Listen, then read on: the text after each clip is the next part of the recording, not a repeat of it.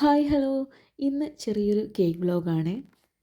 ഇന്ന് നമുക്ക് ടോട്ടർ കേക്ക് ഉണ്ട്, കപ്പ് കേക്ക് ഉണ്ട്, അതേപോലെ തന്നെ പ്രിൻ്റ് വെച്ചിട്ടുള്ള കസ്റ്റമൈസ്ഡ് ചോക്ലേറ്റ്സും ഉണ്ട്.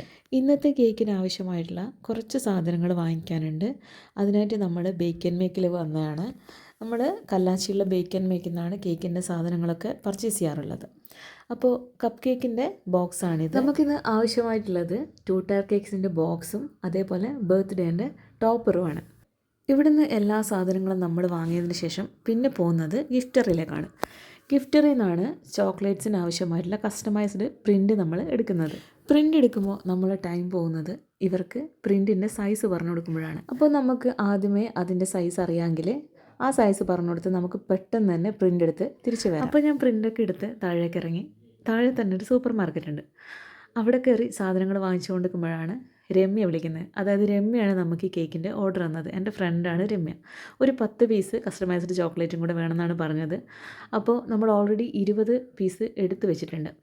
അപ്പോൾ നമ്മൾ മേലെ കയറി ഒരു 10 പീസ് പ്രിൻറ്റും കൂടെ എക്സ്ട്രാ എടുത്തു. ഇന്നത്തെ ഈ ഒരു ഓർഡർ ഫുള്ളി കസ്റ്റമൈസ്ഡ്. അപ്പോൾ ഇനി ഒരു എക്സ്ട്രാ 10 ചോക്ലേറ്റും കൂടെ വാങ്ങിക്കണം നമുക്ക്.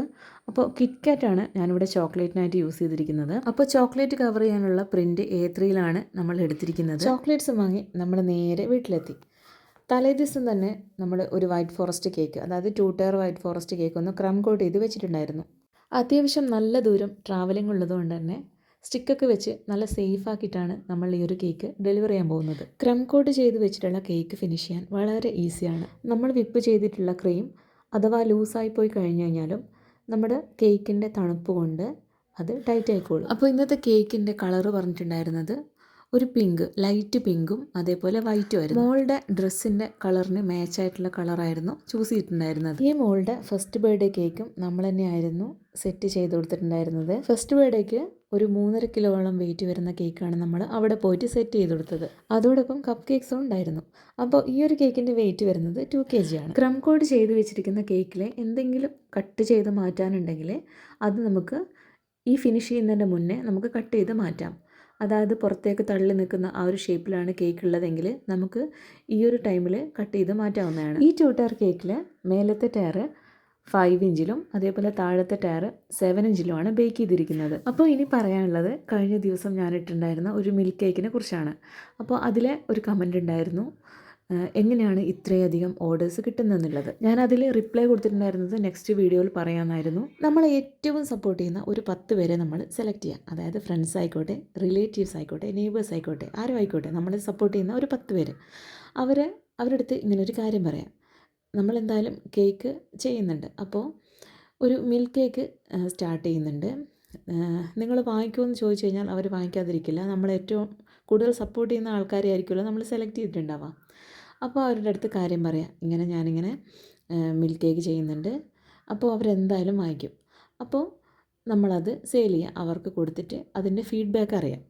ഫീഡ്ബാക്ക് അറിഞ്ഞിട്ട് അതിലെന്തെങ്കിലും മാറ്റം വരുത്താനുണ്ടോ, അങ്ങനെ എന്തെങ്കിലും മധുരം വേണോ, അങ്ങനെയുള്ള കുറച്ച് കാര്യങ്ങൾ ചോദിച്ചതിന് ശേഷം നമ്മൾ അതിൻ്റെ ഫോട്ടോ എടുത്ത് സ്റ്റാറ്റസ് വെക്കാം.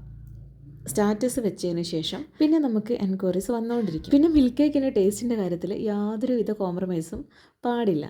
നമ്മുടെ ഏറ്റവും യുണീക്കായിട്ടുള്ള ഒരു ടേസ്റ്റ് തന്നെയാണ് നമ്മൾ മിൽക്ക് കേക്കിലേക്ക് കൊടുക്കുന്നത്. അപ്പോൾ അതിൻ്റെ ഒറിജിനാലിറ്റി നഷ്ടപ്പെടുത്താതെ നമ്മുടേതായ രീതിയിൽ നമ്മളത് സെയിൽ ചെയ്യണം കസ്റ്റമേഴ്സിനെ. അപ്പോൾ അവർക്ക് ഇഷ്ടമാവും.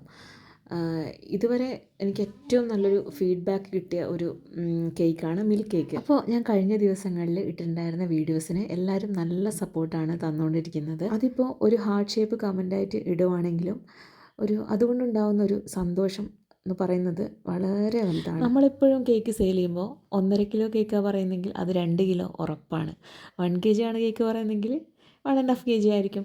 അതിൽ യാതൊരുവിധ സംശയമില്ല. പക്ഷേങ്കിൽ അത് കൊടുക്കുന്നതിനെ കൊണ്ട് നമ്മൾക്കോ അല്ലെങ്കിൽ വാങ്ങിക്കുന്നതിനെ കൊണ്ട് അവർക്ക് നല്ലതാണ്, നമ്മൾക്കും അതുകൊണ്ട് യാതൊരുവിധ ദോഷവും ഇല്ല. ഫസ്റ്റ് ടൈമിൽ കേക്ക് സെയിൽ ചെയ്തിരുന്ന സമയത്ത് നമ്മൾ വെയിറ്റ് നോക്കുമായിരുന്നു. അപ്പോൾ 1 kg കേക്കാണെങ്കിൽ ഒരു 1.5 kg അടുത്തുണ്ടാവും, 1.400 ഉണ്ടാവും. അപ്പോൾ ഞാനിങ്ങനെ ആലോചിക്കാറുണ്ട്, ഇതെന്തുകൊണ്ടാണ് ഇത്രയും വെയിറ്റ് വരുന്നത്. അപ്പോൾ നമ്മൾ വൈറ്റ് ഫോറസ്റ്റ് കേക്കൊക്കെ ആണെങ്കിൽ മാക്സിമം ഫില്ലിങ്സ് കൊടുക്കും, അതേപോലെ തന്നെ ഷുഗർ സിറപ്പ് അതൊക്കെ കൂടുന്നതുകൊണ്ടാണ് അതിൻ്റെ വെയിറ്റ് വരുന്നത്.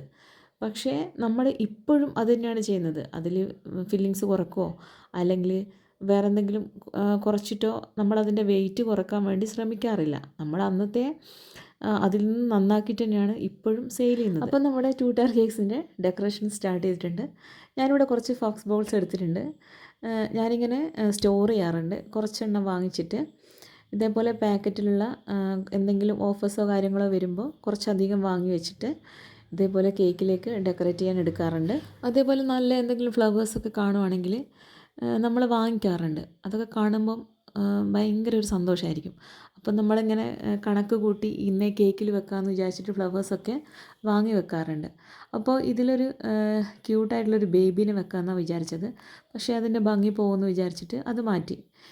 നമ്മൾ കുറച്ച് ബട്ടർഫ്ലൈസും കൂടെ പ്രിൻ്റ് എടുത്തിട്ടുണ്ടായിരുന്നു. അതും കൂടി ഈ ഒരു കേക്കിലേക്ക് വെക്കുന്നുണ്ട്.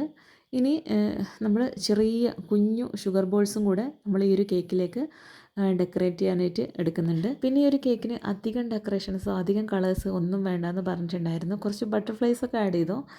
ഒരു സിമ്പിളായിട്ട് ഒരു മിനിമൽ ലുക്കിലുള്ള ഒരു കേക്കാണ് വേണ്ടതെന്ന് നമ്മുടെ രമ്യ പ്രത്യേകം പറഞ്ഞിട്ടുണ്ടായിരുന്നു. കസ്റ്റമേഴ്സ് പറയുന്ന രീതിയിലുള്ള ഏത് തീം വേണമെങ്കിലും നമുക്ക് കേക്കിലേക്ക് സെറ്റ് ചെയ്യാൻ പറ്റും. തീം സെലക്ട് ചെയ്തിട്ട് പിൻട്രസ്റ്റ് പോയി കഴിഞ്ഞ് കഴിഞ്ഞാൽ നമുക്ക് ഏത് ഫോട്ടോസ് വേണമെങ്കിലും പ്രിൻ്റ് എടുക്കാം. പിന്നെ നമ്മൾ ബട്ടർഫ്ലൈസിൻ്റെ പ്രിൻ്റ് എടുക്കുന്നത് 1.5 ഇഞ്ച്, അതേപോലെ 2 ഇഞ്ച്, 2.5 ഇഞ്ച്, 3.5 അങ്ങനെയാണ് ബട്ടർഫ്ലൈസിൻ്റെ പ്രിൻ്റ് എടുക്കുന്നത്. ഒരുപാട് വലിപ്പം വേണ്ട, എന്നാലും തീരെ കുഞ്ഞായി കഴിഞ്ഞാലും കേക്കിൽ വെച്ച് കഴിഞ്ഞാൽ നല്ല ഭംഗിയാണ്. കേക്കിലേക്ക് പേര് ആഡ് ചെയ്യുന്നത് ഫോണ്ടൻറ്റ് കട്ടർ വെച്ചിട്ട് ഫോണ്ടൻറ്റ് കട്ട് ചെയ്തിട്ടാണ് നെയിം ആഡ് ചെയ്യുന്നത്.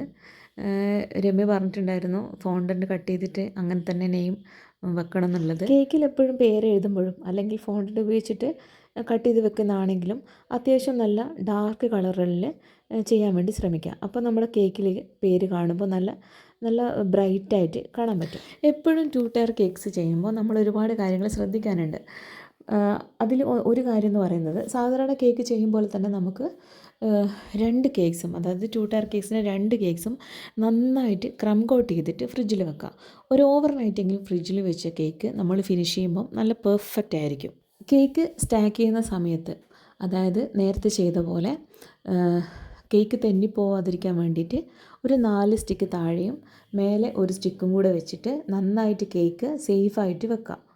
ട്രാവലിങ്ങുള്ള കേക്കാണെങ്കിൽ, കുറേ ദൂരം ട്രാവലിംഗ് ഉണ്ടെങ്കിൽ ബോക്സിൽ വെച്ച് കഴിഞ്ഞ് കഴിഞ്ഞാലും ജസ്റ്റ് അങ്ങോട്ടും ഇങ്ങോട്ടും തെന്നിപ്പോകാൻ ചാൻസ് ഉണ്ട്. അപ്പോൾ നല്ല കൂളായ കേക്കാണെങ്കിൽ അത് അനങ്ങാണ്ട് അവിടെ ഇരുന്നോളും. നമ്മൾ സ്റ്റിക്കൊക്കെ വെച്ചിട്ട് സെറ്റ് ചെയ്ത് കഴിഞ്ഞാൽ ഒന്നും പറ്റാണ്ട് നമുക്ക് കേക്ക് ഡെലിവർ ചെയ്യാം. ആദ്യമൊക്കെ 2 ടയർ കേക്ക്സിൻ്റെ ഓർഡേഴ്സ് വരുമ്പോൾ ചെറിയൊരു പേടി ഉണ്ടായിരുന്നു. ഇപ്പോൾ അങ്ങനത്തെ പ്രശ്നമില്ല. ഇപ്പം നമ്മൾ ഏത് കേക്ക്സ് വേണമെങ്കിലും ചെയ്യാനുള്ള ഒരു ധൈര്യവും കാര്യങ്ങളൊക്കെ നമുക്ക് വന്നിട്ടുണ്ട്. പിന്നെ നമ്മൾ ഓരോ കേക്ക് ചെയ്യുമ്പോഴും ഓരോ പാർട്ടാണ്. ആദ്യം നമ്മൾ അതിൻ്റെ ഇൻഗ്രീഡിയൻസും കാര്യങ്ങളൊക്കെ ഒന്ന് സെറ്റ് ചെയ്ത് വെക്കണം. പിന്നെ രണ്ടാമത്തേതെന്ന് പറയുന്നത് അതിൻ്റെ ബീറ്റ് ചെയ്യുന്നതും അതേപോലെ മൈദ മിക്സ് ചെയ്യുന്നതും അങ്ങനത്തെ കാര്യങ്ങൾ. പിന്നെ അതിൽ പറഞ്ഞിട്ടുള്ള ഒരു ബേക്കിംഗ് ടൈം, ആ ഒരു ബേക്കിംഗ് ടൈമും കൂടെ കറക്റ്റാണെങ്കിൽ നമുക്ക് കറക്റ്റ് സ്പഞ്ച് നമുക്ക് കിട്ടും. അത് കഴിഞ്ഞിട്ട് അത് കുറച്ചൊന്ന് റെസ്റ്റ് ചെയ്യാൻ വെക്കണം. അതൊക്കെ നമ്മൾ കൊടുക്കേണ്ട സംഭവമാണ്. കുറച്ച് സമയം റെസ്റ്റ് ചെയ്യാൻ വെച്ച് അതിനുശേഷം ഷുഗർ സിറപ്പ് റെഡിയാക്കി വെക്കാനുണ്ട്, വിപ്പിംഗ് ക്രീം ബീറ്റ് ചെയ്യാനുണ്ട്. ഇതൊക്കെ കഴിഞ്ഞതിന് ശേഷം നമ്മൾ കേക്കിലേക്ക് ഷുഗർ സിറപ്പ് ആഡ് ചെയ്തിട്ട് വിപ്പിംഗ് ക്രീം ആഡ് ചെയ്യുന്നു.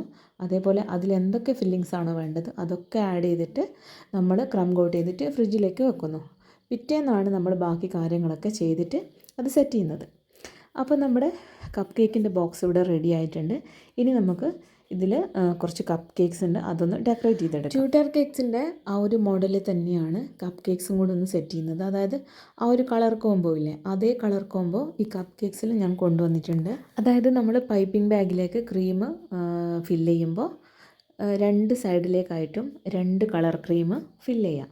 അപ്പോൾ ഇതേപോലെ 2 ഷെയ്ഡിലുള്ള വിപ്പിംഗ് ക്രീം നമുക്ക് കിട്ടും. റോസറ്റാ നോസിൽ വെച്ചിട്ടാണ് ഈ ഒരു ഡിസൈൻ ചെയ്തിരിക്കുന്നത്. അതേപോലെ നമ്മൾ 2 ടയർ കേക്ക്സിൽ വെച്ചിട്ടുള്ള അതേ ബട്ടർഫ്ലൈസിൻ്റെ ചെറിയ ഒരു സൈസ് നമ്മൾ ഈ ഒരു കപ്പ് കേക്കിലും വെക്കുന്നുണ്ട്.